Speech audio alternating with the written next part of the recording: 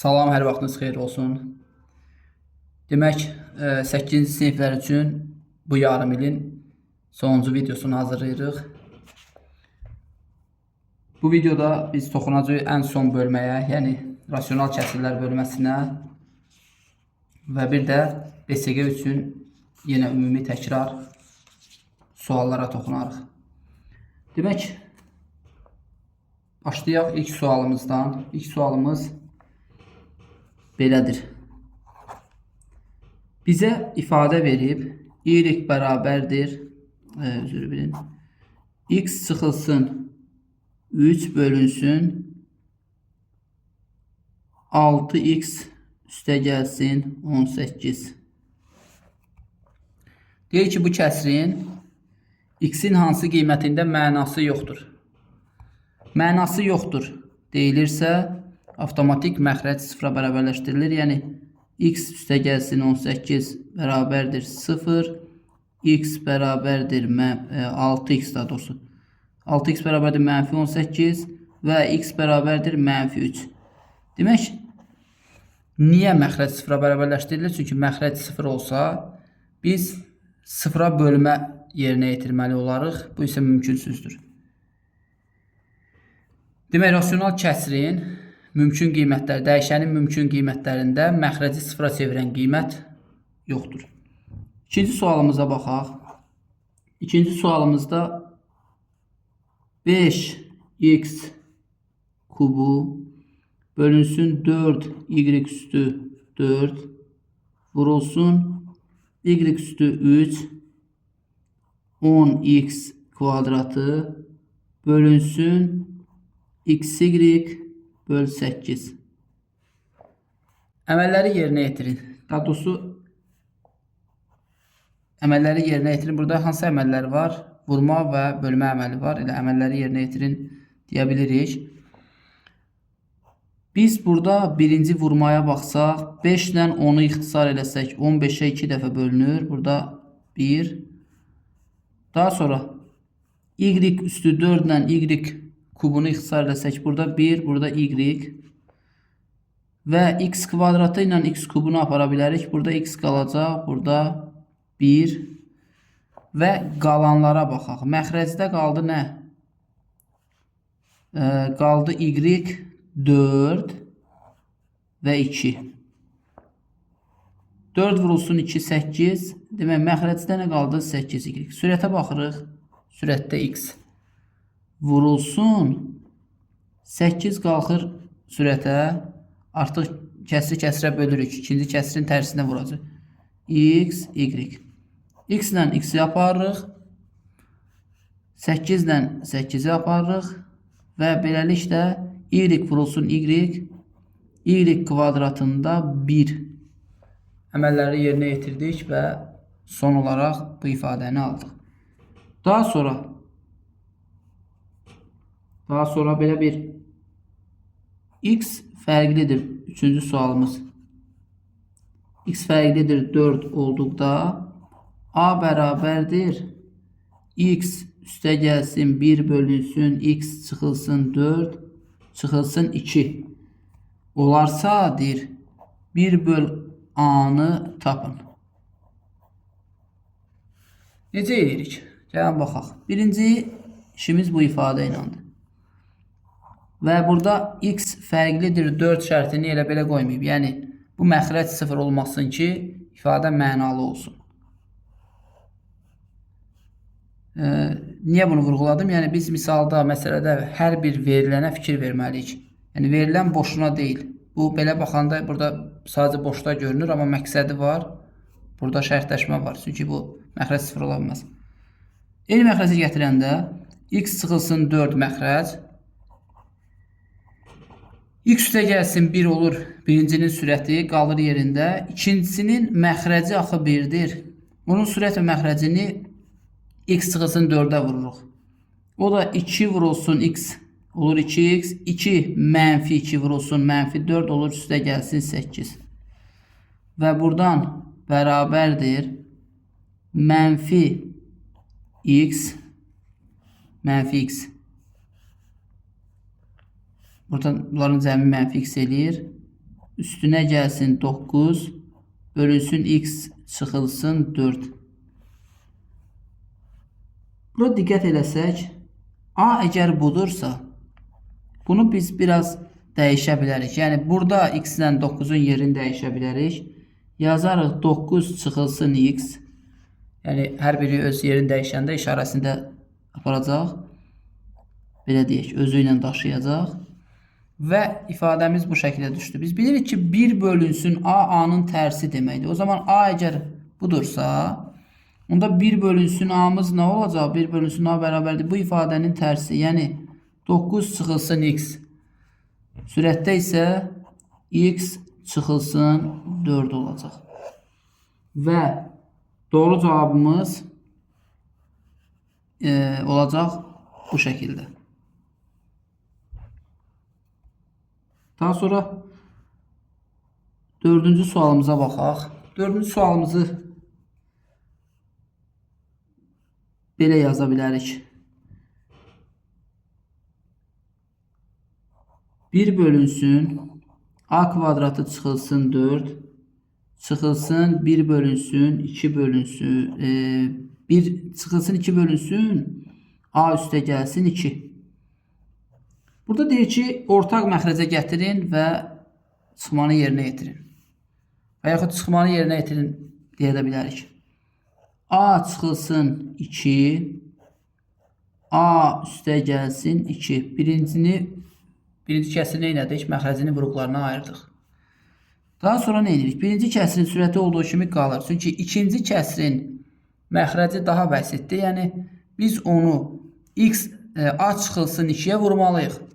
Ona görə çıxılsın 2 vurulsun A çıx 2 olacaq ikinci kəsirimizin sürəti. Və bu da bərabərdir. Bərabərdir. 1 çıxılsın 2A üstə gəlsin 4. Çünki mənfi 2, mənfi 2-yə vuruldu. Aşağıda da alırıq A kvadratı çıxılsın 4. Yəni bunu olduğu kimi əvvəlki hala gətiririk. Çünki artıq bizə lazım olanı yerinə yetirmiş olduq. Və A buradan nə alırıq? Müsbət 1, müsbət 4 cəmləndi oldu 5. Çıxılsın 2A oldu sürət. A kvadratı çıxılsın 4 oldu məxrəc. Niyə yazdıq, tamamladıq? Çünki artıq burada heç bir halda biz ixtisara nail ola bilmirik. Yeri gəlmişkən, bu misalda dəyişənin mümkün qiymətləri çoxluğu istəsə, A kvadratı çıxılsın 4, fərqlidir 0, 0, A kvadratı fərqlidir 4-dən və A fərqlidir, üstə gəlsin çıxılsın 2. Yəni həm mənfi 2, həm müsbət 2-nin hər ikisini istisna edirik. Ala bilməz olaraq. Alsa məxrəc 0-a çevriləcək. Daha sonra 5-ci sualımız belə olsun. Demək 6A çıxılsın 6 bölünsün A kvadratı çıxılsın A. Bizə deyir ki,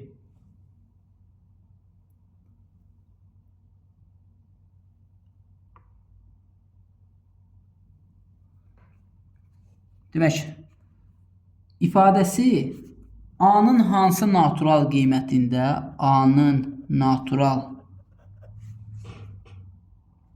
qiymətində bu ifadənin qiyməti nə olar? Natural olar. Demək, biz nəyə fikir veririk? Naturalda natural istəyir. Yəni, A da natural olmalıdır, yekunda qiymət də natural olmalıdır. Biz bunun üçün bu ifadəni sadələşdirməliyik əvvəlcə. 6-nı çıxardırıq, A çıxılsın 1 alırıq. A-nı çıxardırıq, A çıxılsın 1 alırıq və bunları ixtisar aparırıq. Bu da bərabərdir 6 bölünsün A. Fikir versək, diqqətlə baxsaq, A-nın yerinə hansı natural qiymətlər olsa, indi mən burada əvvəldə qiymətin dedimsə, qiymətləri desək daha doğru olar. A bərabərdir. Natural olaraq A-nın yerinə 1 yaza bilərik, 2 yaza bilərik, 3 yaza bilərik və 6 yaza bilərik. Fikir verirsinizmi? Yaxşı, A əgər natural ədəddirsə, tamam, 6 bölünsün A ifadəsi də natural ədəddir. Yəni 6-nı 1-ə böləndə 6-nı verir, 2-yə böləndə 3-ü, 3-ə böləndə 2-ni, 6-ya böləndə, yəni 6-nın bölənlərini yazdım da məxrəcə. Yaxşı, bəs burada incəliyimiz nədədir? İncəliyimiz odur ki, A1 ola bilməz. A1 olsa burada məxrəc sıfıra çevriləcək. Bu ifadə ümumiyyətlə təyin olunmayacaq. Təyin olunmayacaq. Yəni onun qiymətindən biz danışa bilmərik. Nəinki natural qiymət olmasından. Yerdə qalan 3 qiymətin 3-ü də misalımızı ödəyir. Yəni 2, 3 və 6 qiymətləri. Daha sonraki sualımıza baxaq. Daha sonraki sualımız belə olacaq. Bizə deyir ki 6 nömrəli sualımız.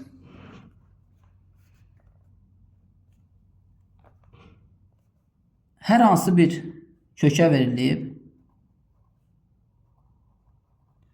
Kökənin 1 bölünsün n hissəsi nə oldu? Yeyildi. Kökənin 1 bölünsün n hissəsini yedilər. Qalan hissə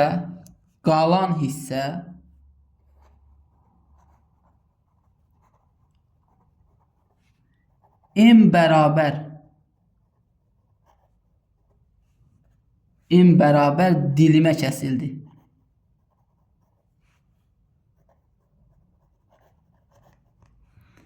Fikir verin. Və bizə deyir ki, hər bir dilim bütün kökənin hansı hissəsini təşkil edir? Buna uyğun bir dilim yazıram. Yəni hər bir dilim bütün kökənin hansı hissəsini təşkil edir?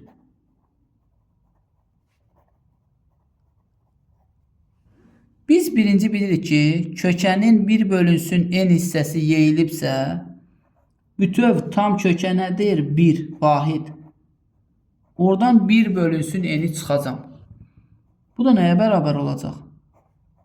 N bölü n çıxılsın 1 bölü n. Ortaq məxrəcə gətirdim. N-də n çıxılsın 1.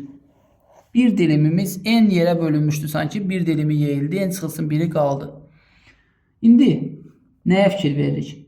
Bizə deyir ki, qalan hissə, yəni bir dilim çıxardılandan sonra qalan hissəni yenə n bərabər hissəyə böldülər. Yəni qalanımız nədir? N çıxılsın 1 bölünsün n. Onu əgər m hissəyə bölürlərsə, demək ki, m-ə bölünür. M-ə bölmək 1 bölü n-ə vurmaq deməkdir. O zaman 1 bölü m-ə vurduq. Mn məxrəcdir. N çıxılsın 1 sürətdir. Bu da oldu. Qalan hissənin m dənə dilimindən biri, yəni m sayda dilimi ayırdıq, ondan biri. Bir dilim. Amma qalanın bir dilimi. Anlayabildik? Qalanın bir dilimi. Daha sonra belə deyək. Belə bir suala baxaq. Bizə deyir ki, x üstə gəlsin 2y bölünsün y çıxılsın 2x üstə gəlsin y bölünsün x bərabərdir. Deyir, bu ifadəyə ekvivalent olan ifadəni göstərin. Ekvivalent nədir? Yəni eyniliklə bərabər. Yəni bu ifadəyə bərabər ifadə axtarırıq. Biz bunlar üçün sürət məxrəc, ortaq məxrəc nə müəyyən edirik? X, y. Onda sürət məxrəcini birinci kəsrin nəyə vurarıq? X-ə vurarıq. İkincisini nəyə vurarıq? Y-ə vurarıq. Birincisini X-ə vuranda x kvadratı üstə gəlsin 2x, y çıxılsın. Elə bir mənfi y-ə vuruq da, qabaqda mənfi var axı. Çıxılsın 2x, y çıxılsın y kvadratı. Fikir versək, 2x, y-lərimiz getdi və yekunda biz nə aldıq? Aldıq x-in kvadratı, çıxılsın y-in kvadratı, bölünsün x, y. Və bu da bizim ifadəmizin ekvivalent ifadəsi. Demək, keçirik növbəti sualımıza. 8 nömrəli sualı belə yazaq. Bir ifadəni sadələşdirin. İfadəmiz verilib bizə belə. X kvadratı çıxılsın 25. Bölünsün x kvadratı çıxılsın 10x. Üstə gəlsin 25. Vurulsun x çıx 5. X üstə gəlsin 5. Bu da bərabərdir. Birinci ifadəyə diqqət eləsək, x çıxılsın 5 sürət olaraq. X üstə gəlsin 5. Sürətin vurğularını ayırdım. X çıxılsın 5'in kvadratı da məxrəcdir. Müxtəsər vurma düsturlarından bəllidir bizə. Vurulsun x çıx 5, x üstə gəlsin 5. Diqqətlə baxsaz, x çıx 5'in biri, x çıx 5'in ikincisi məxrəclə getdi və bir bunlarda, bir də burada qaldı. X üstə gəlsin 5 də x üstə gəlsin 5 ilə getdi və bu misalın yekun cavabı nə oldu? 1. Daha sonra 9 nömrəli sualımızı yazaq. 9 nömrəli sualda nəyə toxunarıq? Demək, A üstə gəlsin B bölünsün B bərabərdir 9. Bizə deyir ki, A çıxılsın B bölünsün B-ni tapın. Bərabərdir suala. Burada daha optimaldır, daha başa düşüləndir. Uşaqlar belə daha yaxşı başa düşür. Məncə. Çarpaz vururuq. Bunun məxrəcinə bir kimi baxırıq. Və A bərabərdir 8B əvəzləməsi aparırıq. Ondan sonra 8B A-nın yerinə çıx B bölünsün B. Bu da bərabərdir 7B bölünsün B. Bunlar gedir. Bu da olur 7. Demək, daha sonra hansı tip suallar qarşımıza çıxa bilər? Məsələlərə yer az veririk. Çünki məsələni indi burada yazmaq biraz əlverişli deyil. Amma bacardığım qədər məsələlərdən də istifadə edəcəm. 10 nömrəli sualı. Demək, bizə deyir ki, 4 traktor, 4 traktor sahəni 6 günə şumlayır.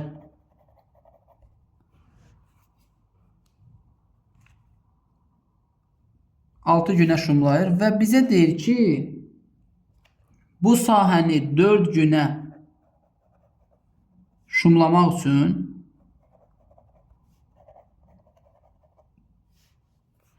əlavə neçə traktora ehtiyacımız var?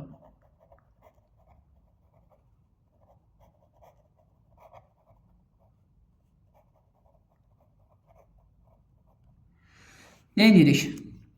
Tərs mütənasib asıllıq və y bərabərdir k bölünsün x funksiyası keçmişdik bu bölmədə. Yazırıq ki, 4 vurulsun 6 bərabərdir k.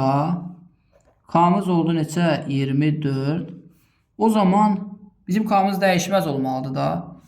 Buna görə də 4 günə şumlamaq üçün 4'ü vururam n traktor sayına. Bizə verməlidir 24'ü k'nı. Və n də buradan bərabər olur 6. Demək ki, 6 dənə traktor lazım olacaq. Əvvəl neçə traktorumuz var idi? 4 traktorumuz. İndi neçə traktorumuz var? 6 dənə. Əlavə neçə dənə ehtiyac var imiş? 2 dənə traktora ehtiyacımız var imiş. Demək, davam edirik. Bizə fərz eləyək ki, 11 nömrəli suala belə baxaq. Bir düzbucaqlı verilib. Düzbucaqlımız bu formadadır.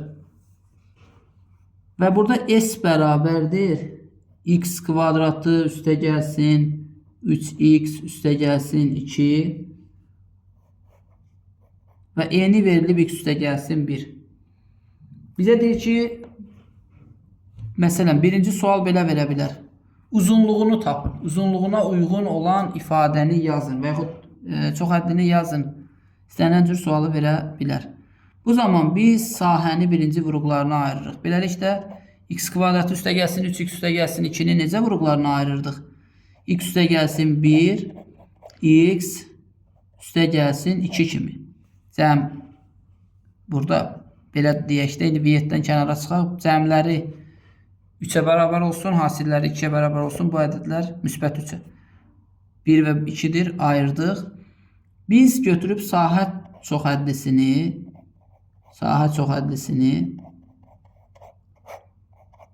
bölsək enini göstərən çoxhədliyə və x üstə gəlsin 2 kimi uzunluq çoxhədlisini alarıq. Bu zaman bizdən perimetr də istəyə bilər. İkinci sual. Ulduz olsun. Bizdən istəyər perimetri tapmaq üçün x üstə gəlsin 1, x üstə gəlsin 2 toplamını taparıq, vurarıq 2-yə. 2AB düsturu. 2A üstə gəlsin B. Bu da ki 2 vurulsun. Bunların cəmi edir 2x üstə gəlsin 3, vurulsun 2. Bu da bərabərdir 4x üstə gəlsin 6. Və daha sonra nə tip suallarımız olacaq? Onlardan yazaq. Demək, suallarımız çoxdur. Gəlin belə bir sual yazaq. 11 nömrəli sual yazdım da sonda. 12 nömrəli sual. 12 nömrəli sualda nəyə toxunacağım?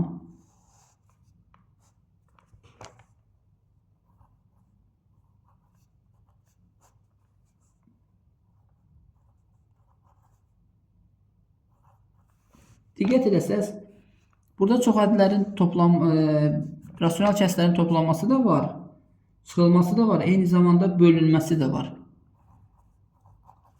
Bir arada hər birini yerinə yetirməyə çalışarıq.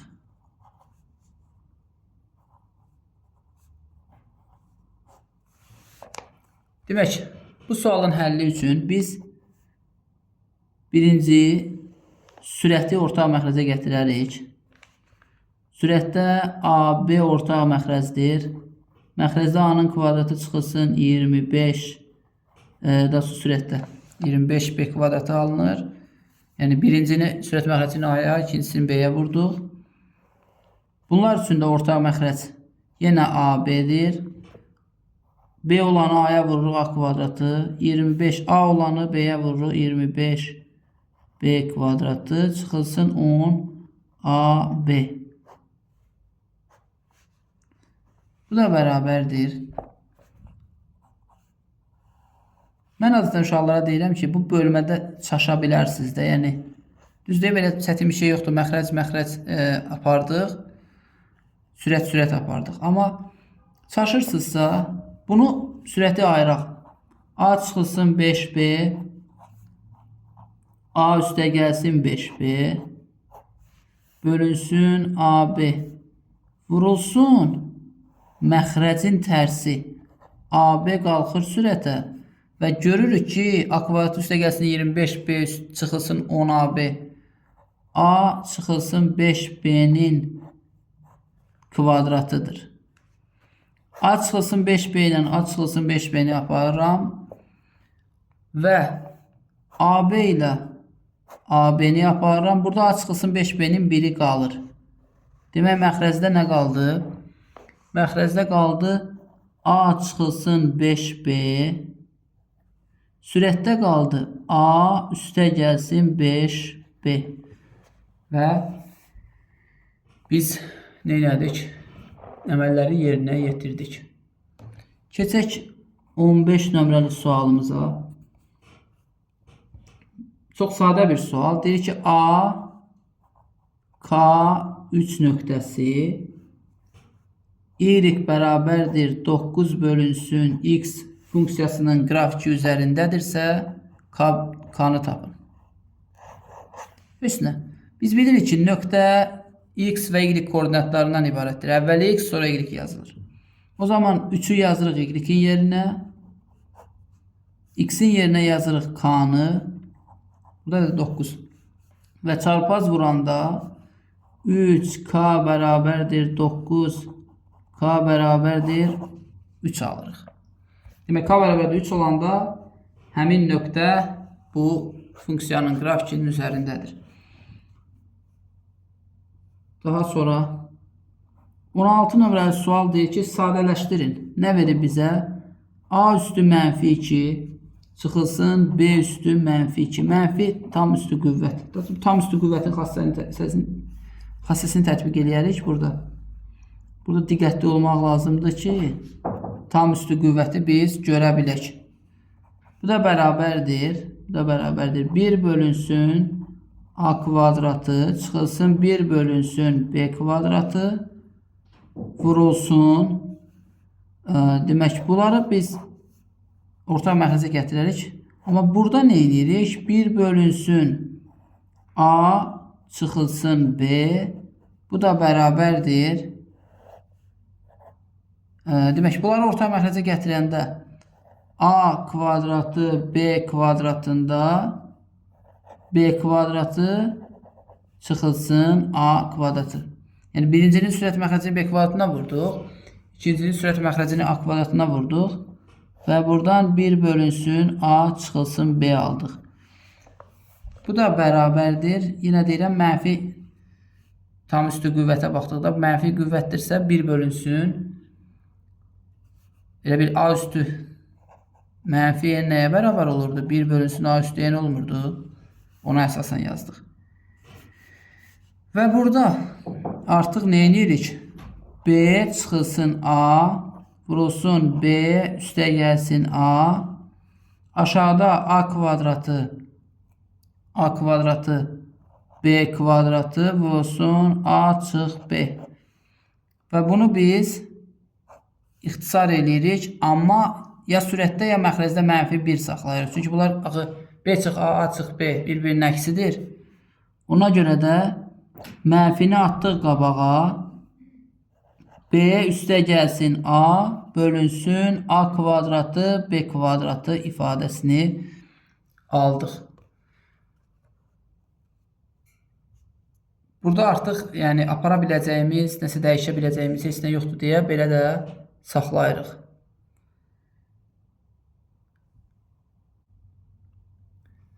Demək, 17 nömrəli sualımız belə olacaq.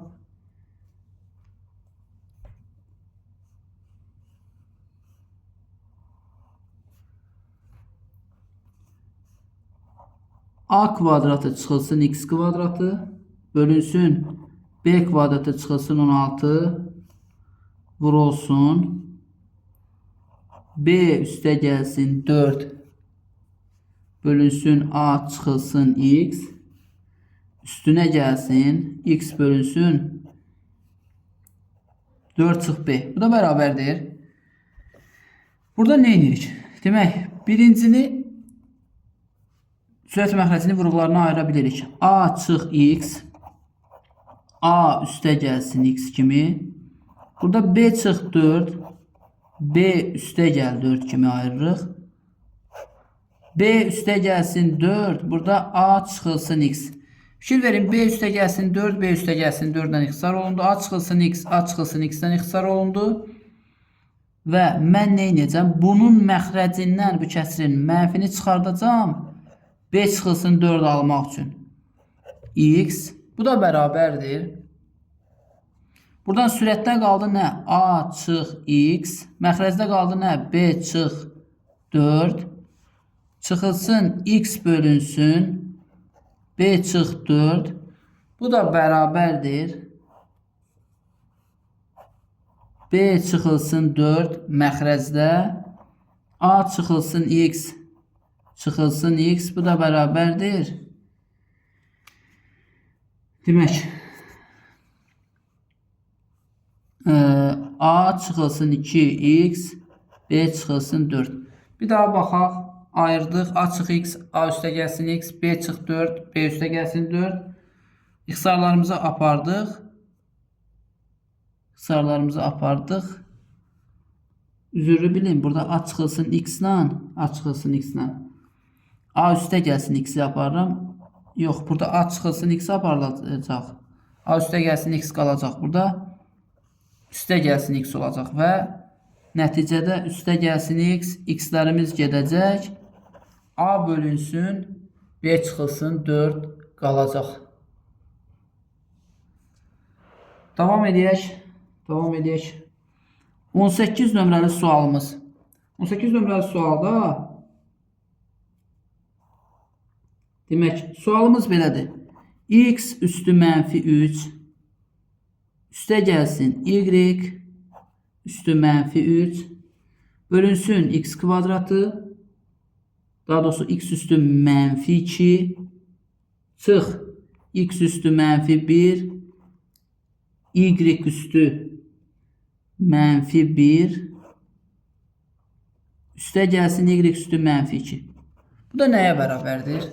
Biz buna mənfisinə fikir vermədən vurğularını ayırsaq, X üstü mənfi 1 üstə gəlsin Y üstü mənfi 1 sonra X üstü mənfi 1'in kvadratı X üstü mənfi 2 çıxılsın X üstü mənfi 1 Y üstü mənfi 1 üstə gəlsin Y üstü mənfi 2 və aşağıda X üstü mənfi 2 X üstü mənfi 1 Y üstü mənfi 1 üstə gəlsin Y üstü mənfi 2. Fikir verək. Sürətdəki bu vuruqla məxrəzdəki bu vuruq, bu ifadə eynidir. Və nəticədə nə qalır? Qalanımız, diqqət eləsək, X üstü mənfi 1 üstə gəlsin Y üstü mənfi 1. Bu da 1 bölü X üstə gəlsin 1 bölü Y. Və biz bunu ortaq məxrəcə gətirsək, XY məxrəcində Y üstə gəlsin X olacaq. Və biz daha sonra bir neçə suala da baxaq, hansı ki, həm 5-ci summativə, həm də ki, rasional kəsrlər mövzusuna, həm də ki, yarım ilə düşə biləcək sual tiplərinə baxaq.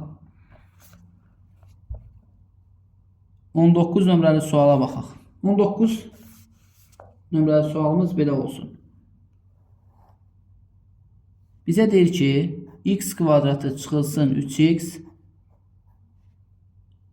üstə gəlsin 4 çıxılsın 4. X üstə gəlsin üstdəki məxrəcdə. Kəsrinin qiyməti dəyişənin hansı qiymətindədir? Bu kəsrin qiyməti 0-a bərabərdir.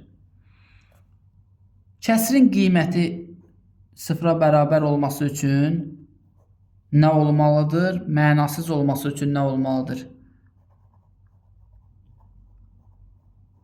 Məxrəc 0-a bərabərdirsə mənasız, sürət 0-a bərabərdirsə 0-a bərabər olur.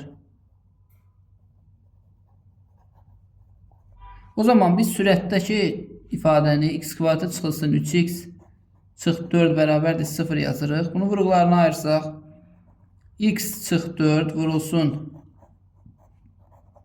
x üstə gəlsin 1 bərabərdir 0 şəklində ayırarıq. X bərabərdir müsbət 4, x bərabərdir mənfi 1. Bu kəsri 0-a çevirən qiymətlərdir.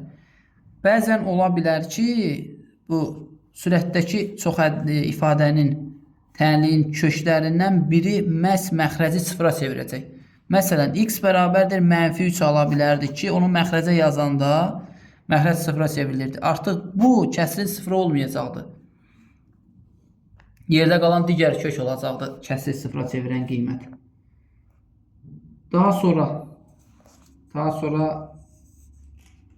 hansı suala baxaq? Demək, 20 nömrəli sualda belə bir trapesiya sualına toxunuruq.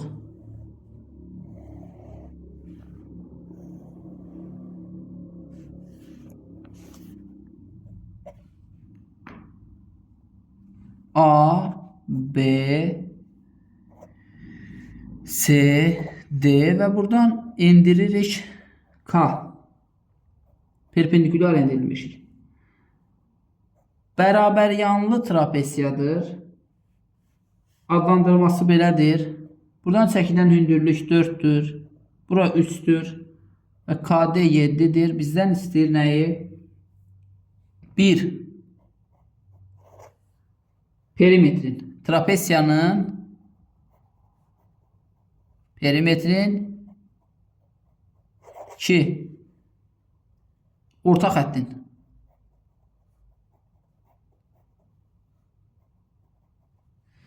Biz birinci bu yan tərəfi tapa bilirik. 5 Pifagor teoremindən. Burada olur 5. Tamam. Buradan indiririk bura. Bura 7 idi axı. Artıq 7'dən 3'ü oldu bura. Çünki bura 3'dürsə burada 3'dür. 7'ni buradan silirəm və bura içəriyə 4 yazıram. Çünki 4 qaldı artıq bura. Onda üstdə 4 olacaq.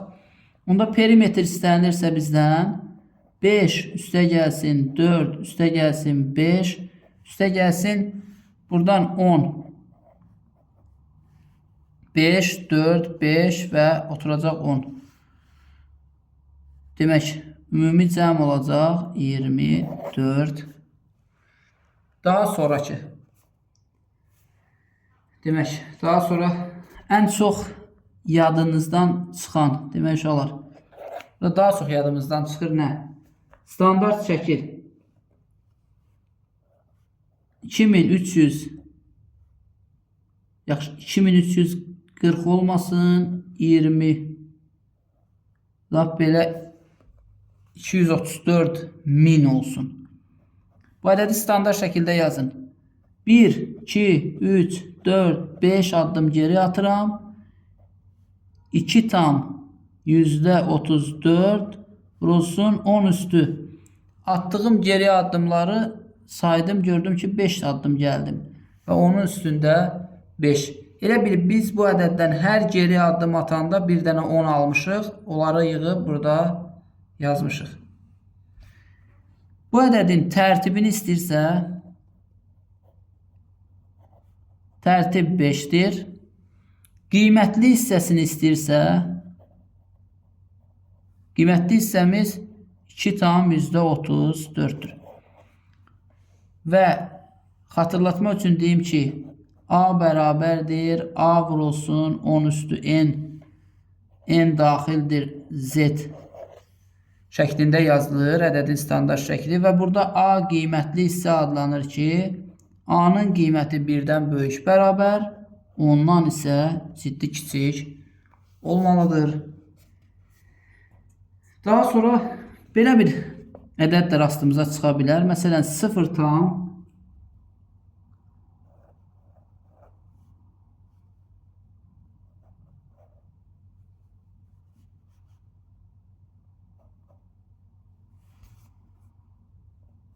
baxaq yetərlidir də.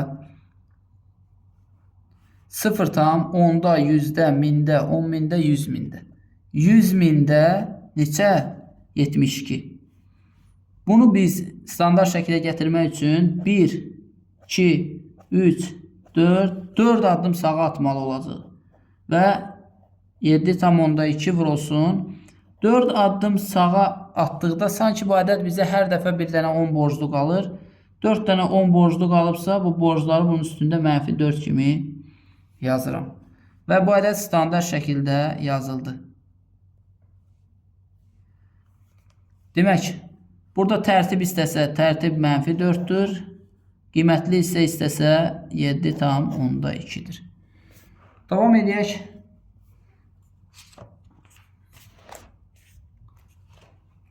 Demək, kvadrat köklər bölməsinə toxunmayacağım. Çünki əvvəlki videolarda yetər qədər onları izah eləmişəm. Ən çox yadımızdan çıxan tiplərin biri də demək nədir? 22 nömrəli sualı yazırıq. Paralelogramda bucaq tən böləni qarşı tərəfi necə bölür? Bunlara aid bir sual yazarıq.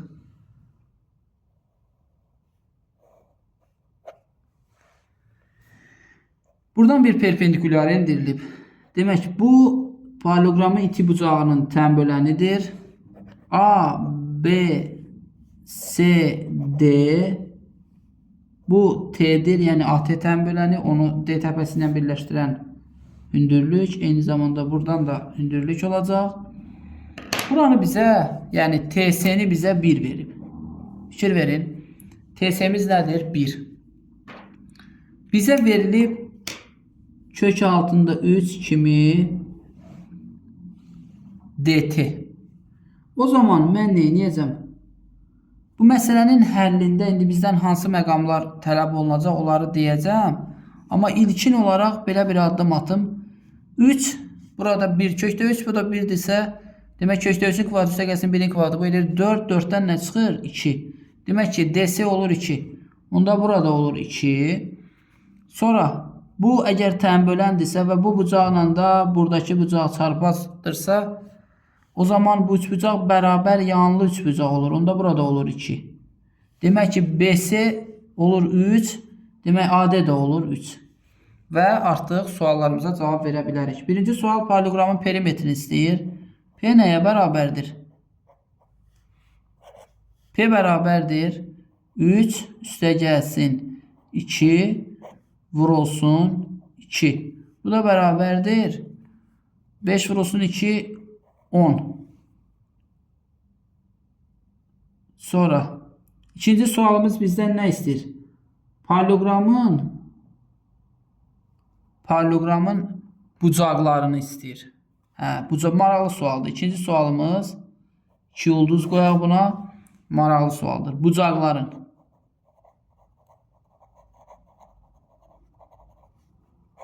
Paralelogramın bucaqlarını tapın. Burada artıq biz baxmalıyıq ki, bu bucağın qarşısındakı tərəf kökdə 3-dür. Bu bucağın qarşısındakı tərəf isə 3-dür. Kökdə 3, 3-ün, daha sonra 3 kökdə 3-ün kökdə 3 mislidir. Yəni kök altında 3-ü mən kökdə 3-ə vursam 3 alaram. Bu da ki, düzbucaqlı üçbucaqda, xüsusi düzbucaqlı üçbucaqda 30 dərəcəli bucaq qarşısındakı katetin kök 3 misli 60 dərəcəli bucaq qarşısındakı katete bərabər olur. O zaman bura olur 30. Bura 30-dursa tənbölən olduğu üçün burada 30-dur. Yəni bucaq A bərabərdir 60 dərəcə olacaq. Bucaq B bərabərdir 120 dərəcə. Paralelogramın bucaqlarını tapdıq. Növbəti sual.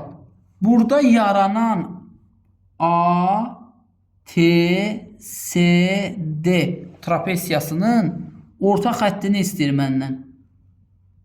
Orta xətt nəyə bərabər olacaq? 1 üstə gəlsin 3 bölünsün 2. Bu da bərabərdir 2-yə. 1 haradır? Baxın, buradır. 3 haradır? Buradır. Oturacaqlar cəminin yarısı. Daha sonra nəhayət ən sonda AT tənböləninin uzunluğunu istəyir. AT-nin uzunluğu bərabərdir 2 kökdə 3. 30 dərəcəli bucaq qarşısındakı katet hipotenuzun yarısına bərabər olduğu üçün kökdə 3-ün 2 misli olacaq. 2 kökdə 3. Daha sonra baxaq görək hansı suallarla sizə biraz da kömək ola bilərik.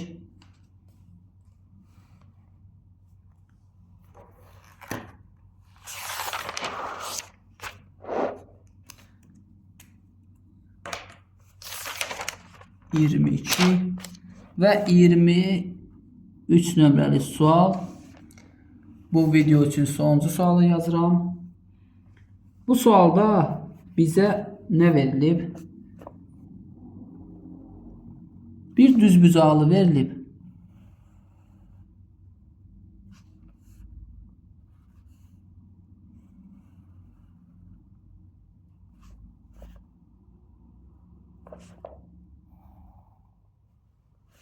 Və bu düzbucaqlının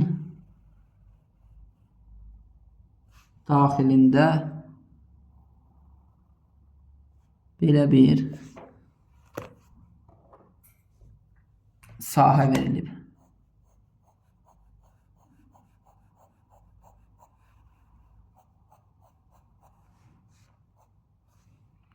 Bize daha doğrusu verilenler nedir? Bura x, burası 20. Yani buradan buraya kadar olan hisse 20'dir. Daha sonra buraya kadar olan hisse 30'dur. Bura yine x'tir. Bize tələb olunur nələr? Demək ölçülər. Bu düzbucaqlı üçbucağın ölçüləri 20'nin 30'adır. Və onu o şəkildəki kimi ətrafına sanki bu bağça artırılıb və artırılmış sahəyə uyğun ifadəni x-dən asılı şəkildə istəyir. Bu sahəni fikir verirsinizmi? X-dən asılı şəkildə istəyir.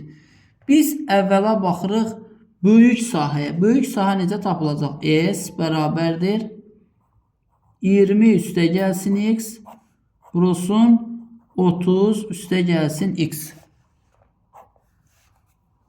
Sonra kiçik sahəyə baxırıq. S böyük, S kiçik yazıram.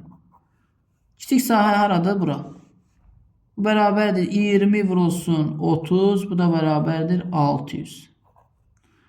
Və bunların fərqi S bağça yazıram. Bu bərabərdir.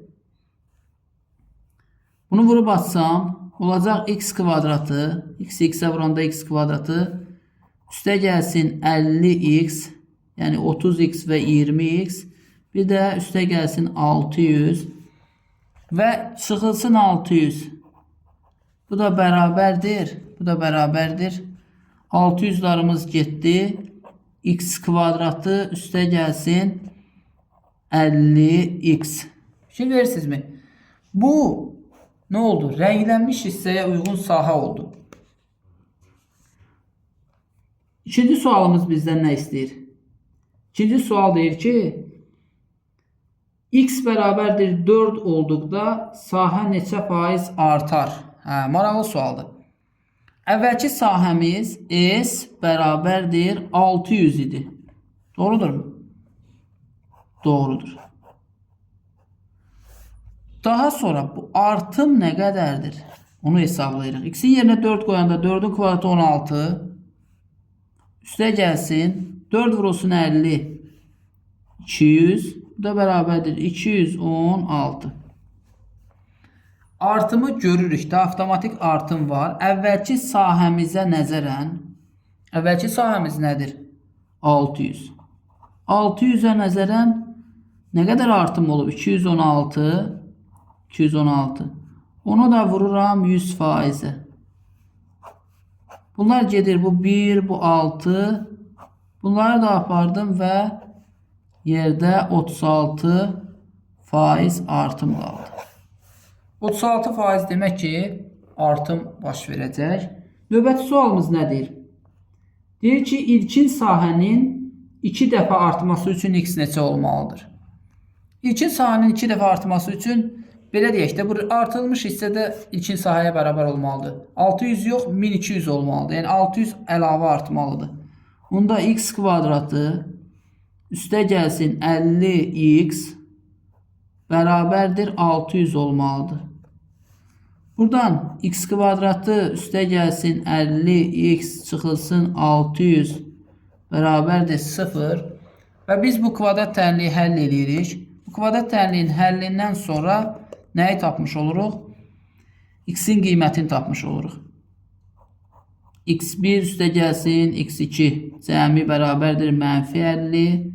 x1, x2 hasili bərabərdir -600. O zaman x1 bərabərdir -60. x2 bərabərdir müsbət 10. Toplayanda -50, vuranda -600 verdi və şərti ödədi. Viyyət teoremini ödədi. Demək ki, x nə qədər olmalıdır? X olmalıdır 10. Həqiqətən də x'in yerinə 10 yazsaq, onun kvadratı eləyir 100, 10 vurulsun 50 eləyir 500 və artım olur 600. Sahəmiz 600 idi, 600 da artdı və ümumi oldu 1200. Demişdik kvadrat köklərə toxunmayacaq və demişdim sonuncu sualımızda, amma bir sual daha yazmaq istədim. Maraqlı gəldi sual. 2C kökün altında mənfi 2 bölünsün C bərabərdir. Bunu əgər hesablama deyir ki, vurğu kök işarəsi altına salın.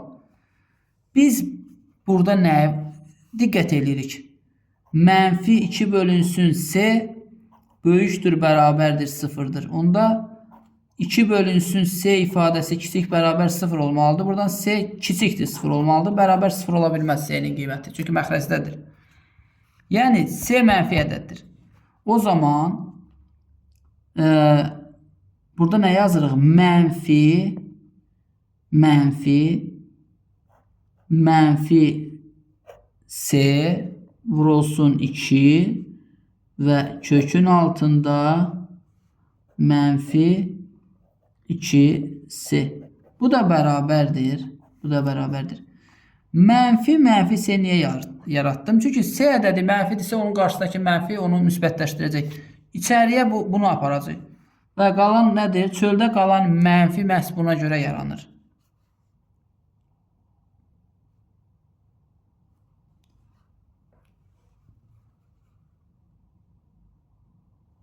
Bir dənə bura baxım, diqqətsiz elədimmi burada? Demək, C ədədi özü necə ədəddir? C ədədi biz demişdik ki, mənfi ədəddir. C ədədi mənfi ədəddir. Onda mənfi C olacaq müsbət. Düzdür? Qabağına bir dənə də mənfi yazılsa, C ədədinin mənfi olması deməkdir. Gəlin, buna belə yanaşmayaq da. Müsbət C-ni içəri aparırıq. Əslində baxanda belə də yazaq. Mənfi kökün altında mənfi C-nin kvadratı olur müsbət C kvadratı vurulsun. İçəridə mənfi var. 2 bölünsün C və bunlar biri-biri ilə gedir. Bərabərdir. Mənfi kök altında mənfi 2C. Mənfi 2C alırıq. Yəni vurğu kökün işarəsinin altına sala bildik. Demək ki, kökün qabağında mənfi qaldı. Çünki C ədədi özü mənfi idi. İçəriyə girdi və içəridə yaranan ifadə də belə oldu. Bu qədər. Növbəti videoda görüşərik.